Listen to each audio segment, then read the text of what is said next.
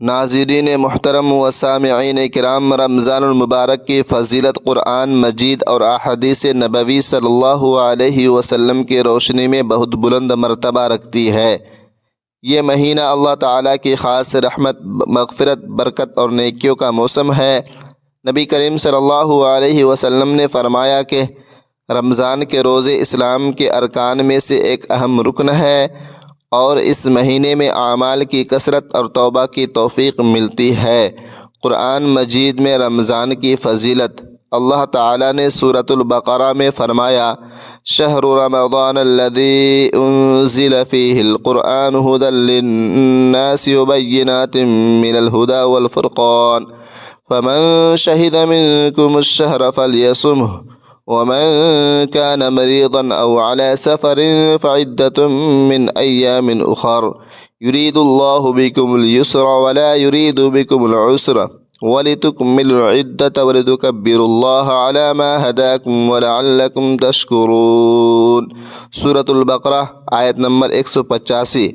ترجمہ: رمضان کا مہینہ جس میں قرآن نازل کیا گیا، جو لوگوں کے لیے ہدایت ہے اور ہدایت کی روشن دلیلیں اور حق و باطل میں فرق کرنے والی نشانیاں ہیں۔ پس تم میں سے جو اس مہینے کو پائے تو اسے روزے رکھے، اور جو بیمار ہو یا سفر میں ہو تو دوسرے دنوں سے گنتی پوری کرے۔ اللہ تبارک و تعالی تمہارے لیے آسانی چاہتا ہے اور سختی نہیں چاہتا، تاکہ تم تعداد پوری کرو اور اللہ تبارک و تعالیٰ کی بزرگی بیان کرو، جس نے تمہیں ہدایت دی، اور تاکہ تم شکر گزار ہو۔ یہ آیت رمضان کو قرآن کے نزول کا مہینہ قرار دیتی ہے اور روزہ کو فرض عبادت بناتی ہے۔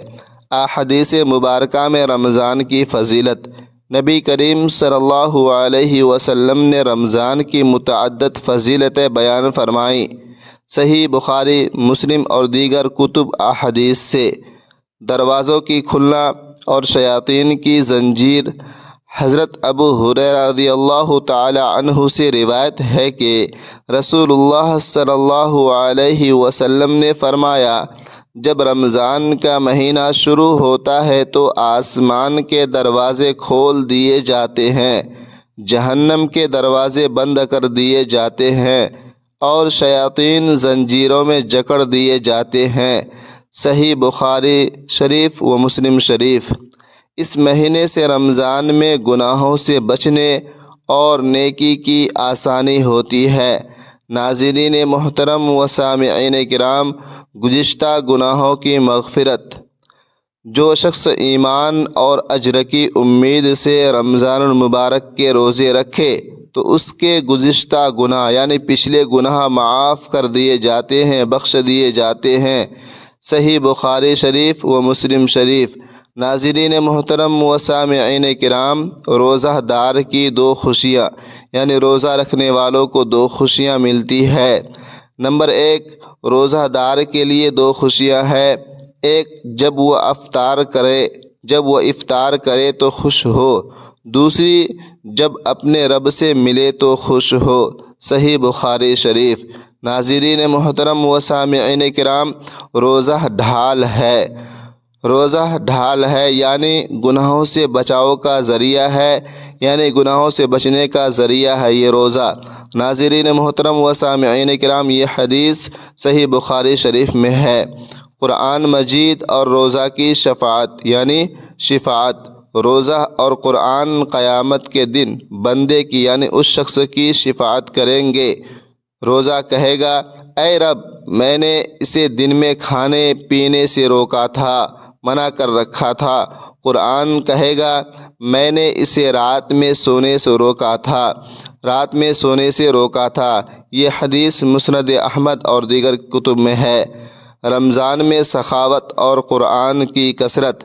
نبی صلی اللہ علیہ وسلم نے رمضان میں سب سے زیادہ سخی ہوتے تھے اور جبرائیل علیہ السلام سے قرآن کا دور کرتے تھے۔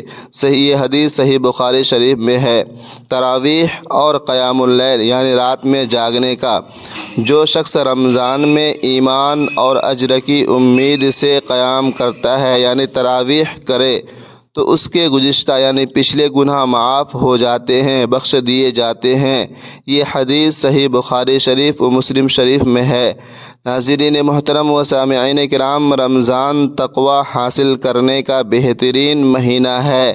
سورۃ البقرہ آیت نمبر 183 صبر کا مہینہ ہے، صدقہ و خیرات کا مہینہ ہے، اور لیلۃ القدر یعنی قدر کی رات اسی میں ہے جو 1000 مہینوں سے بہتر ہے۔